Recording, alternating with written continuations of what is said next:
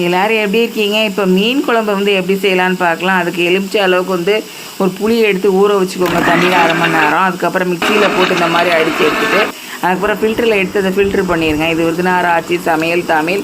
Subscribe பண்ணுங்கள், like கொடுங்க, share கொடுங்க. நன்றி. மீன் வந்து இந்த மீனை வந்து எடுத்து வச்சுட்டோம். அதில் உப்பு வந்து மிளகாத்தூள் வந்து ஒரு 1/2 ஸ்பூன் போட்டுக்கோங்க.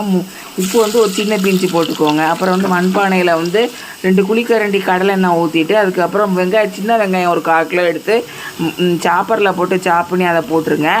உப்பு வந்து 1 ஸ்பூன் போட்டுக்கோங்க. குழம்பு மிளகாத்தூள் வந்து அந்த 2 ஸ்பூன் அளவு போட்டுக்கோங்க. புளியை வந்து கரைச்சி எடுத்ததை வந்து அந்த எல்லாம் நல்லா வதங்கி அந்த மண்பானையில் எல்லாம் இந்த வெங்காயம்லாம் நல்லா வதங்கி வந்ததுக்கப்புறம் அதில் ஊற்றிடுங்க.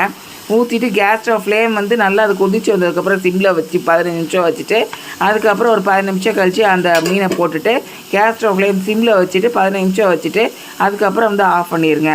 இது வந்து குழந்தைங்களுக்கு செஞ்சு கொடுங்க.